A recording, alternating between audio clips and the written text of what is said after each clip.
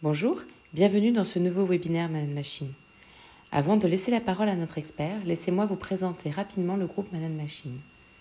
Présent depuis plus de 40 ans à travers le monde, Manon Machine est éditeur, revendeur et intégrateur de solutions CAO, CFAO, PLM et BIM. En France, Manon Machine est présent à Paris pour accompagner les acteurs du bâtiment, de l'industrie et de l'infrastructure. Manon Machine vous propose une large gamme de logiciels pour répondre à tous vos besoins de conception, réalisation et maintenance de vos bâtiments, ainsi qu'un partenariat avec Lenovo pour vous équiper de machines performantes à l'aise dans tous vos projets.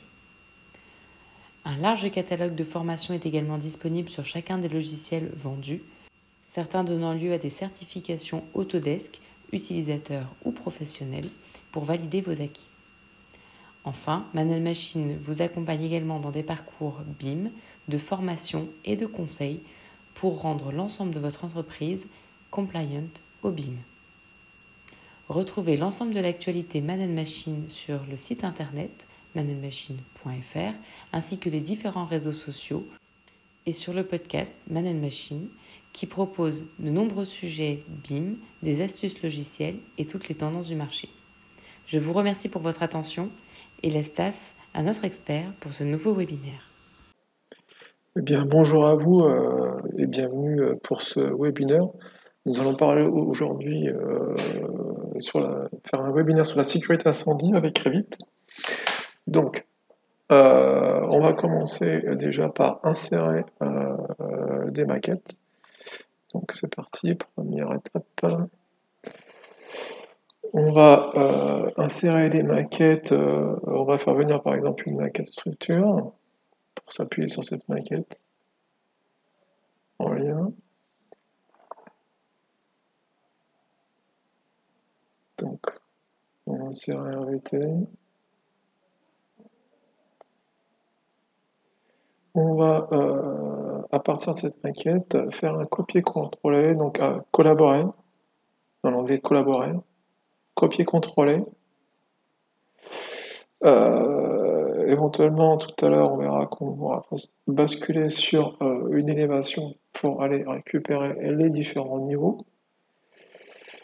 Donc, on va revenir sur la vue du niveau 0. On fait copier-coller, on sélectionne le lien.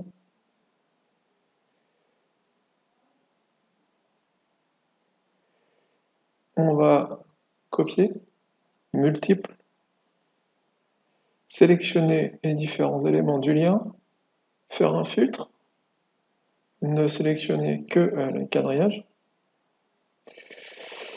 Ça, on termine la première opération et on va basculer éventuellement sur une élévation pour aller chercher les niveaux. Donc, pareil, copier, multiple, sélectionner les niveaux du lien, filtrer déjà pour s'assurer qu'il n'y a que le niveau présent, terminer, et on va reprendre pour terminer globalement ce copier-coller. Ce qui nous permet maintenant voilà, de geler le lien et d'avoir en présence les niveaux qu'on a copier-coller. Voilà. Évidemment aussi les quadrillages qui ont été aussi copier-collés sur la vue en plein.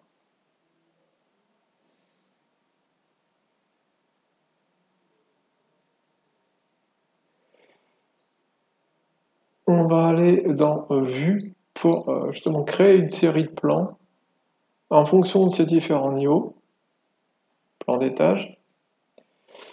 On va sélectionner un type de plan, par exemple type de plan DI, plan d'étage DI, et sélectionner tous les niveaux pour avoir un jeu de plans en DI sur ces différents niveaux. On va éventuellement renommer ces vues avec le préfixe DI, détection incendie. On va copier ce préfixe et l'ajouter à tous les niveaux présents, toutes les vues. Donc on ne copie pas évidemment le nom de la vue sur le niveau. On ne renomme pas le niveau, on renomme les vues. Donc on met le préfixe sur chacune des vues consacrées à l'ADI. On fait éventuellement le même topo pour la mise en sécurité.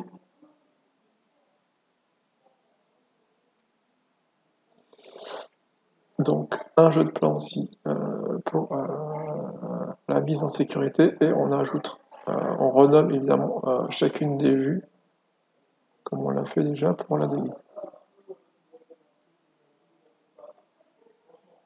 Donc on va copier ce préfixe et l'ajouter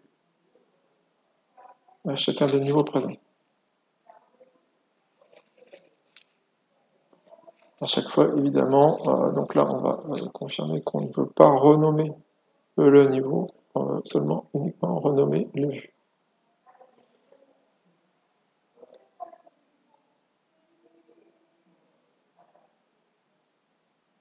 Si on revient sur l'ADI, voilà, on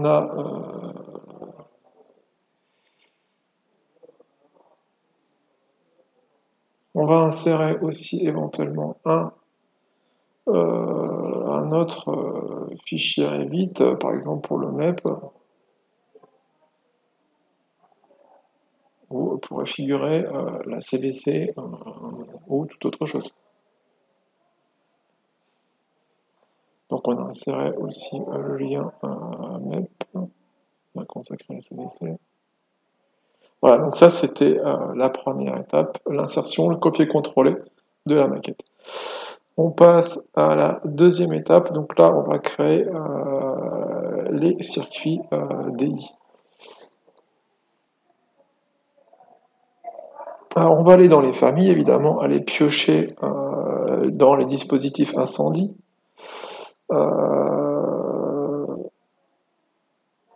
Voilà, donc on va aller dans le dispositif incendie, récupérer nos éléments. Donc le détecteur optique de fumée qu'on va placer. On va modifier la hauteur, on a modifié l'élévation, donc il va se poser à 3 mètres du niveau. Et on le dispose sur la vue en plan de nos différents détecteurs.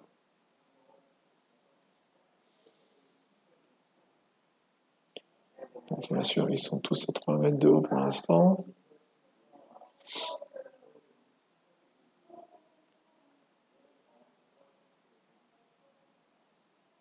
Assez simplement, bon bah voilà, on les met en place. Dans un premier temps, on n'ira pas plus loin. On viendra ajuster éventuellement l'altimétrie après coup.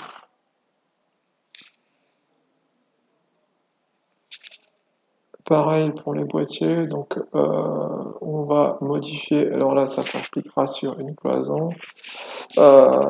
Avec l'espace, on peut faire une rotation de l'élément. On va modifier l'altimétrie, donc là on est à 1,40 m du sol. On va s'appuyer sur une cloison, voilà, on fait tourner l'élément pour aller cibler la bonne face.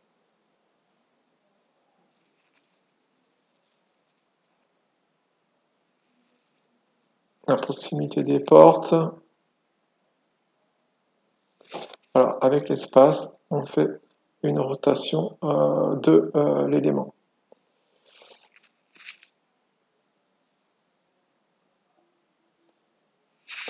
On peut éventuellement là faire basculer cette vignette qui, lui, l'élément en 3D ne bougera pas, mais c'est juste la vignette qui va,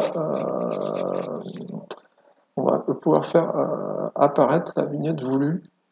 Donc on a éventuellement 4 vignettes en fonction bas, droite, gauche et haut, pour pouvoir avoir cette vignette, ce symbole, cet élément de détail ou cette annotation dans le bon sens. Donc on cochera, c'est juste un paramètre de visibilité, ça c'est qui nous permet de jongler avec ces quatre possibilités.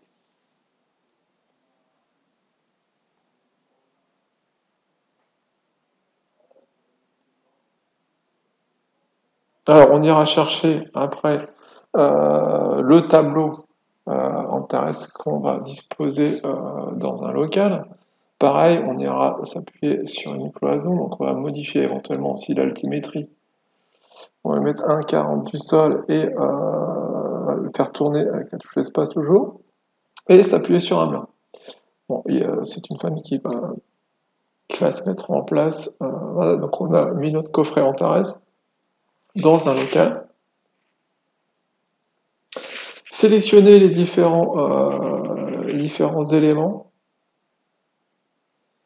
pour éventuellement créer un circuit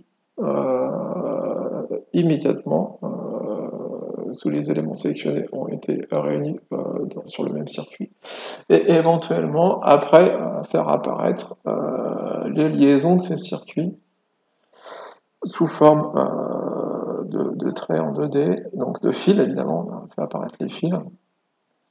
On va mettre en place une petite coupe pour aller gérer l'altimétrie du détecteur, éventuellement ajuster la position du détecteur. On voit qu'il y a un petit delta, on avait mis une cote approximative, on va la réajuster pour que ça s'appuie sur la dalle, sous face de la dalle, donc à 3,30 m, 3,33 m, enfin, voilà. On va prendre cette cote, on va sélectionner éventuellement l'ensemble de ces éléments qui sont disposés sur la vue, et avoir la même altimétrie pour tous ces éléments en même temps, ce qui nous permet de gagner un peu de temps. Bon, ça n'empêchera pas de faire une petite vérification. Donc on va refaire une coupe longitudinale pour vérifier la position éventuellement des détecteurs. Il n'y a pas un problème quelconque sur tel ou tel détecteur. Non, pour l'instant, tout va bien. On est sous la face de la dalle. Pareil, voilà. Donc il nous reste à faire une petite vérification sur le reste des détecteurs en faisant éventuellement une autre coupe. Assez rapidement, on va pouvoir vérifier s'il n'y a pas de problème sur l'emplacement de ces détecteurs sous la dalle. Voilà, donc on s'aperçoit rapidement que c'est bon, il n'y a pas vraiment de souci. Il n'y a pas de décaissé de dalle ou d'obstacle quelconque. On fera une dernière coupe pour vérifier. Non, pas une dernière, encore quelques éléments là, qu'on n'avait pas pris en compte. Donc là, ça ne pose pas de problème.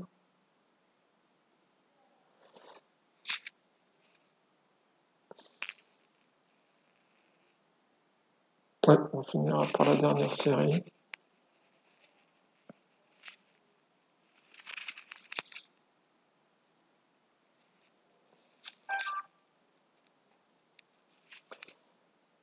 Toujours vérifier, même si que les éléments soient bien placés sous la face de la dalle.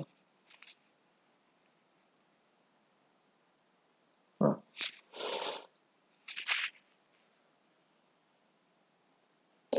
Bon, éventuellement,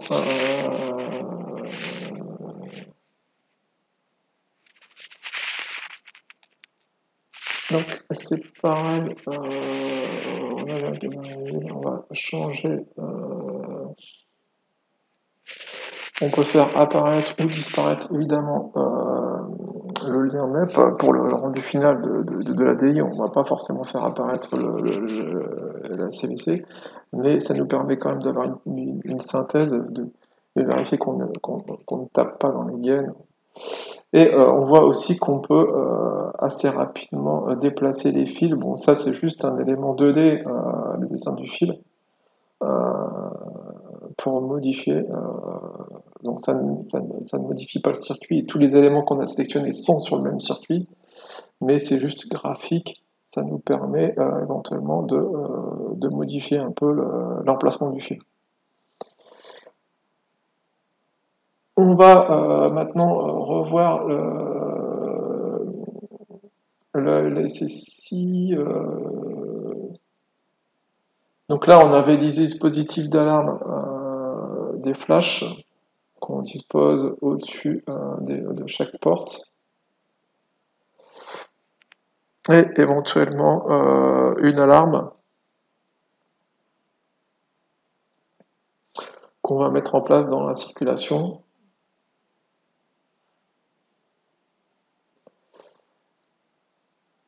Donc là, pareil, avec l'espace, on peut faire une rotation de l'élément. Voilà. On sélectionne l'élément pour modifier son altimétrie. On va la plaquer aussi sous la dalle. On va vérifier sa position. Pas exactement ça, mais...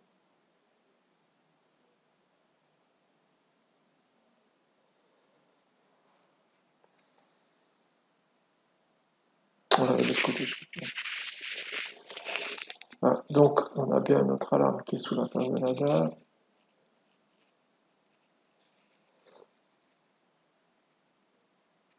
Et comme on l'a fait tout à l'heure avec les détecteurs, on va prendre l'ensemble des éléments.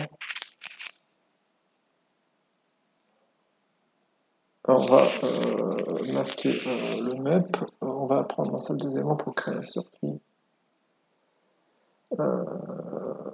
Ne sélectionner que les flashs plus pour créer un circuit. Alors on a, voilà, et éventuellement dessiner les liaisons ou pas.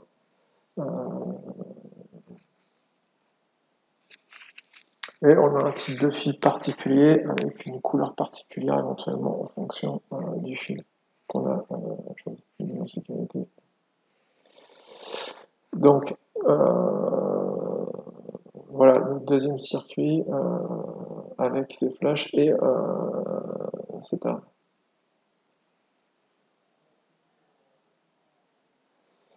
Donc chaque élément est sur son plan.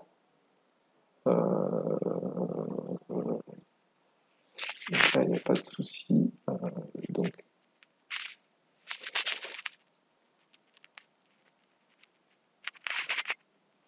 ouais, c'est juste la plage de vue éventuellement sur lequel il faudra faire attention aussi.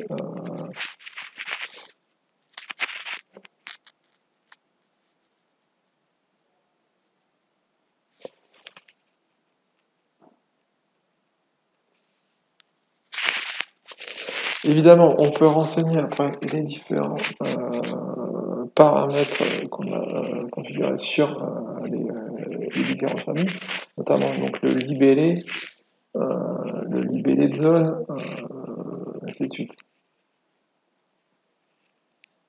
Donc ça, on va compléter éventuellement les différentes informations sur chacun des éléments. Bon, on a différentes façons de le faire. Là, on le fait en sélectionnant l'élément, on a ses propriétés, on remplit les informations. On aurait pu le faire à travers une nomenclature. On aurait pu le faire aussi à travers un logiciel. Mais bon, là, c'est assez appréciable parce qu'on a sélectionné l'objet, donc on voit, on localise l'équipement et ça nous permet de mettre le bon intitulé et éventuellement de faire un copier-coller et d'aller incrémenter les différents éléments.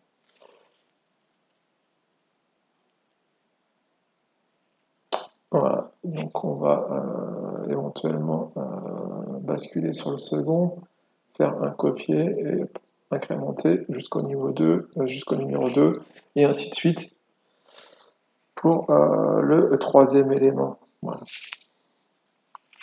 Évidemment, ça fonctionne aussi pour la mise en sécurité, pour les éléments ici mise en sécurité. Pareil, on a les mêmes paramètres, le libellé. On a sélectionné nos différents éléments le même libellé partout. De la même façon, on peut aussi changer l'emplacement de ces annotations.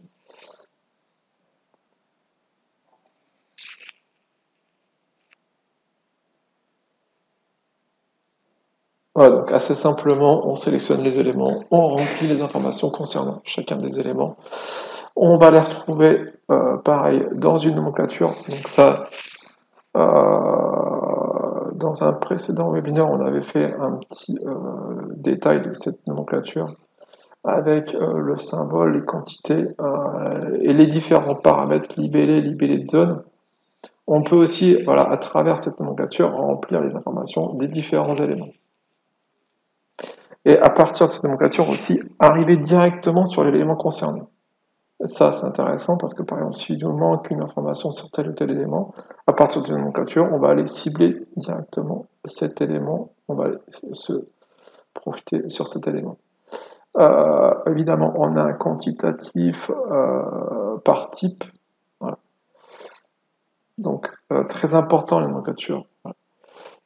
Pour retrouver des éléments, pour les quantifier et éventuellement pour faire des légendes. Donc ça, c'était la deuxième étape. On va passer à l'étape suivante. Donc la création d'un réseau Phoenix. Donc là, on va basculer un peu dans tout ce qui est hydraulique suivante. Donc la création d'un réseau Phoenix. Donc on a fabriqué une famille avec des petits percements dans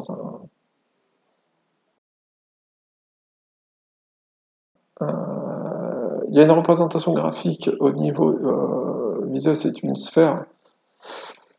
Donc ce point noir représente en vue en plan justement ces deux petites percements dans un tube. Et on va mettre en place ces différents éléments. Bon, c'est des familles qui ont été faites sous forme de catégories de sprinklers. Donc on peut ou pas afficher la représentation, le symbole graphique, cette sphère justement. Donc là, pour éventuellement faire une liaison avec les canalisations, on ne représente pas le symbole. On va faire cette canalisation qui va relier les différents éléments.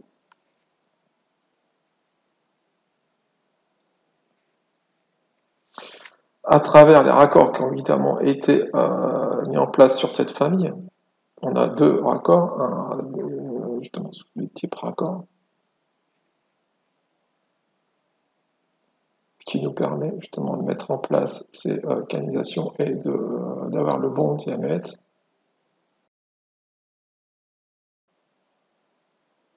Donc on relie nos différents éléments.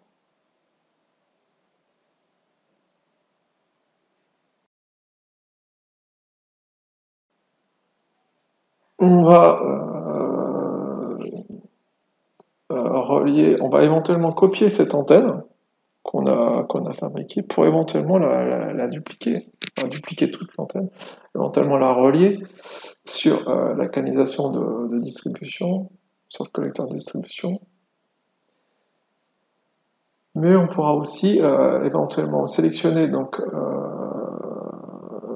les différentes parties, différentes canalisations et différents opercules et différents sprinklers pour créer d'autres antennes identiques.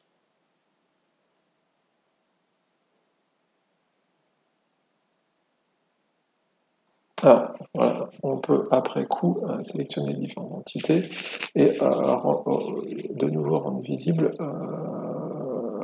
ces percements, ces têtes de sprinklers,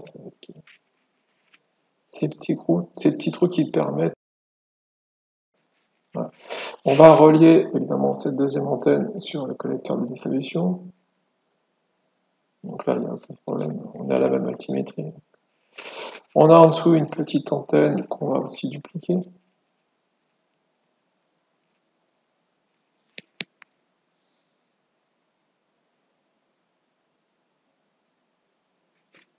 Et relier de nouveau sur le collecteur.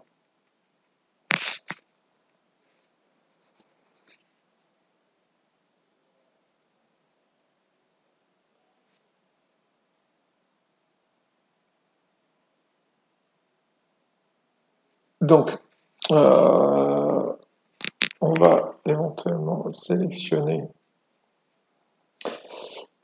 les différents éléments pour après les mettre éventuellement sur le bon système, choisir éventuellement déjà la bonne canalisation, le bon type de système. Donc, par exemple là le Phoenix 18, choisir aussi l'intitulé renommé, donc le Phoenix, c'est le coffret, on va renommer le coffret Phoenix 18. Donc tout ça, on a créé un système Phoenix 18 au niveau des systèmes de canalisation.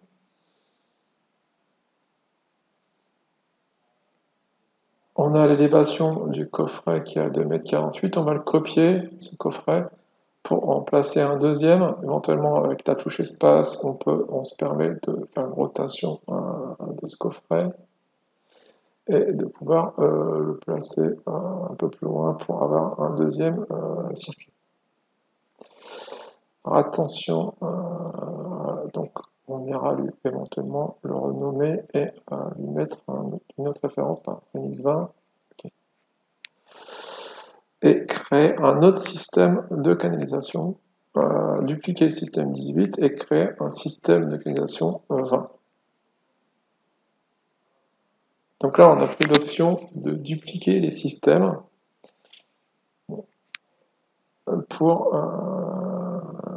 créer ce deuxième système. Donc on a dupliqué.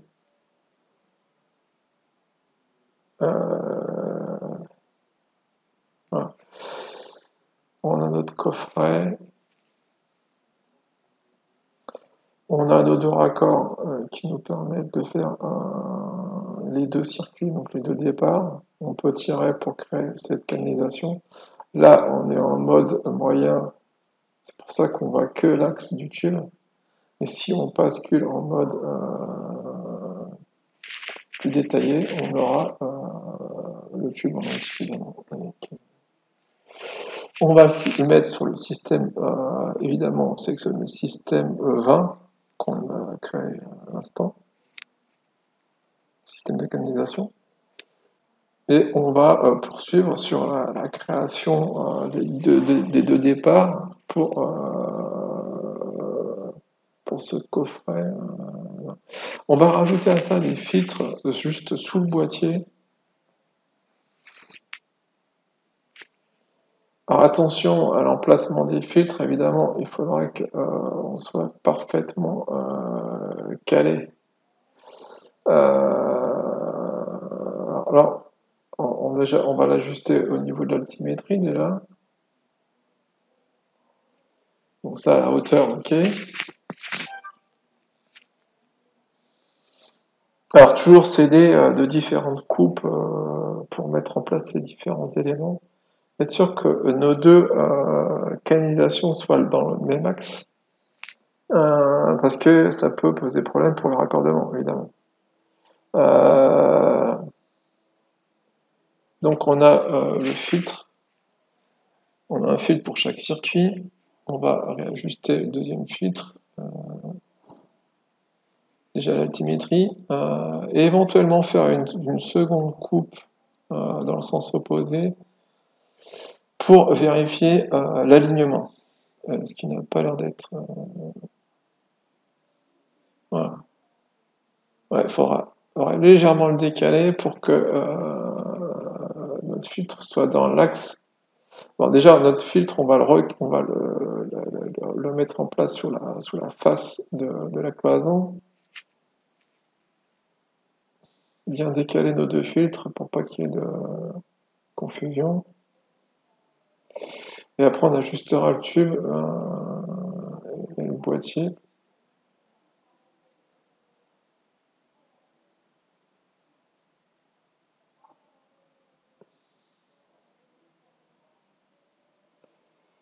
Voilà, donc là, on est correctement aligné. Donc là, ça va déjà nettement mieux. On va aligner dans l'autre sens, voilà, pour être bien raccordé sur ce deuxième filtre. Pareil, on va tirer de nouveau une canalisation en partant de ce filtre.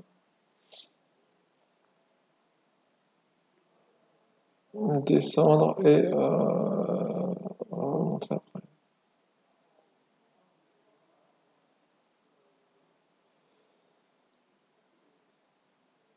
Voilà. On fera ça évidemment sur les deux circuits. En partant des raccords, voilà, tout de suite on a la bonne section. Alors, on va ajuster la hauteur de la remontée.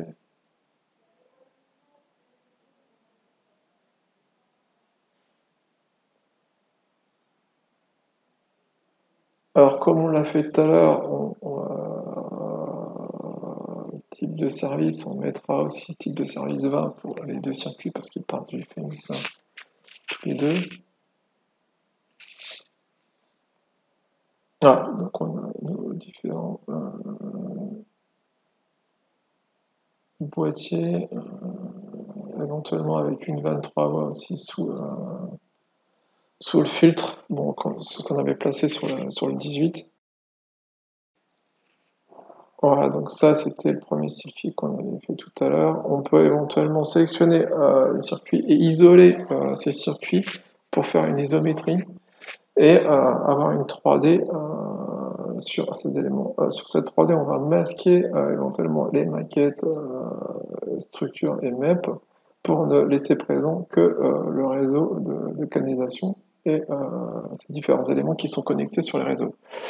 Donc on a nos différents opercules avec sprinters qui sont présents sur le réseau. On va sélectionner l'ensemble de ces éléments et homogénéiser la taille justement de la représentation graphique des sphères. Bon, ça c'est juste une représentation graphique, hein, c'est pas réel, mais ce qui nous permet d'identifier assez rapidement, parce qu'évidemment les trous sont tout petits, donc on ne les verrait pas à la taille réelle. Donc ces sphères nous permettent justement d'identifier assez rapidement l'emplacement de ces petits percements et éventuellement sur cet ISO de coter après d'axe en axe la position de ces éléments. Donc on voit que sur un ISO, assez rapidement, on va pouvoir coter ces différents éléments. En partant de l'axe du tube jusqu'aux axes des différents éléments positionnés sur cette canalisation.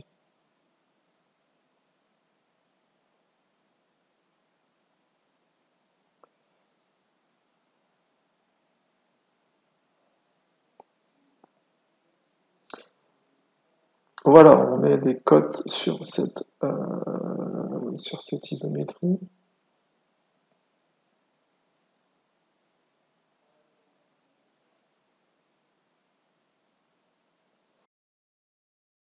En hauteur aussi,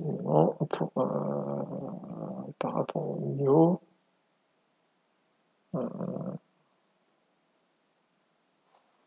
On va attraper la sous-face éventuellement des filtres pour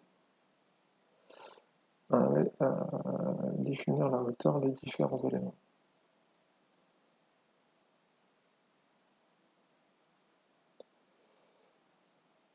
Bon, après, on prend un petit peu de temps pour placer correctement les cotes.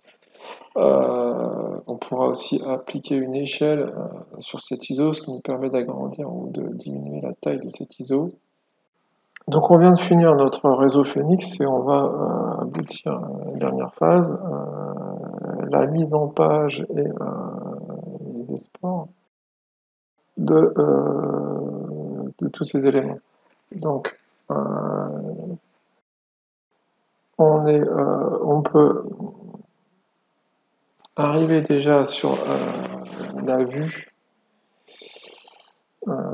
et éventuellement mettre en place une zone de définition. Alors ça c'est pas mal les zones de définition, ce qui permet éventuellement d'aller définir une zone ou plusieurs, de donner un nom à cette zone. Donc là dans le cas présent c'est la zone c'est tout le bâtiment.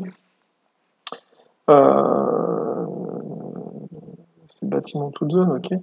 Mais on aurait pu très bien découper les bâtiments en plusieurs zones et définir plusieurs zones de définition. Ce qui nous permet d'avoir un cadrage identique sur chacune des vues si on réutilise cette zone de définition sur chaque étage. Cette zone de définition, elle est visible en 3D, on peut la réajuster dans tous les sens. Pour être au plus près du bâtiment et s'éviter de retravailler les zones de cadrage, ce qui est beaucoup plus simple avec cette zone de définition.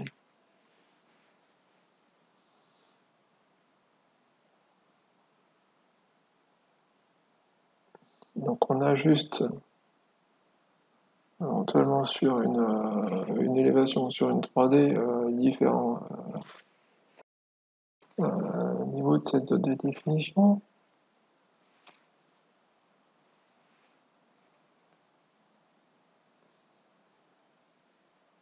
Et on va pouvoir donc revenir à toutes nos vues et appliquer sur toutes nos vues cette zone de définition, qui est un gain de temps non négligeable. Donc voilà, on a sélectionné toutes nos vues et on applique à toutes ces vues cette zone de définition. Évidemment, on aurait pu faire un peu plus compliqué si jamais on a un gros bâtiment, définir plusieurs zones, auquel cas on aurait renommé les vues avec telle ou telle zone.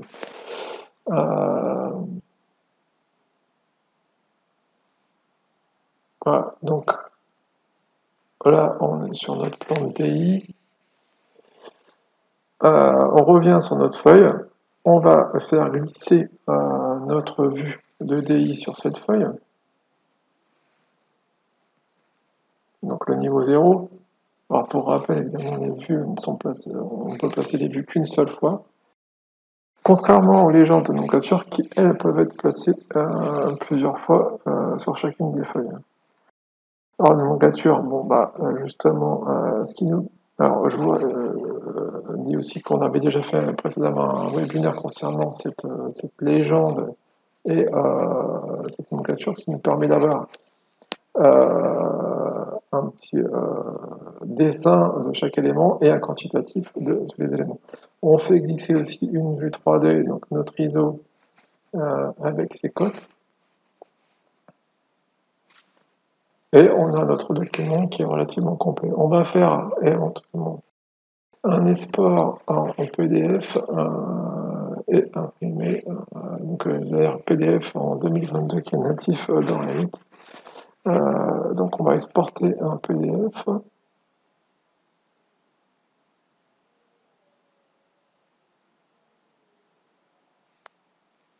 Et obtenir notre fichier PDF.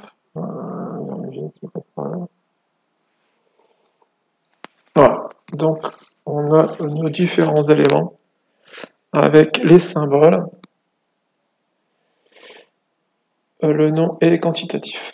Pareil, on va pouvoir aussi exporter évidemment ce document sous format DWG.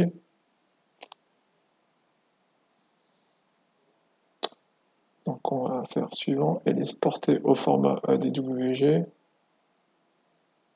On peut exporter long, exporter court, ça va modifier le nom du fichier enregistré. Et on obtiendra notre fichier DWG, voilà, qu'on va ouvrir avec AutoCAD et vérifier qu'il n'y ait aucun souci. On retrouvera nos différents éléments avec leur quantité et notre ISO avec ses codes. Et voilà. Donc il n'y a aucun souci. Éventuellement, on aura aussi l'information des éléments sélectionnés. Voilà, ce qui est vraiment intéressant. Voilà, donc ce qui clôt un peu notre webinaire. Donc on a vraiment vu de part en part la création de ces réseaux de sécurité incendie. Je vous remercie d'avoir assisté à ce webinaire et je vous souhaite une bonne journée. Merci à vous.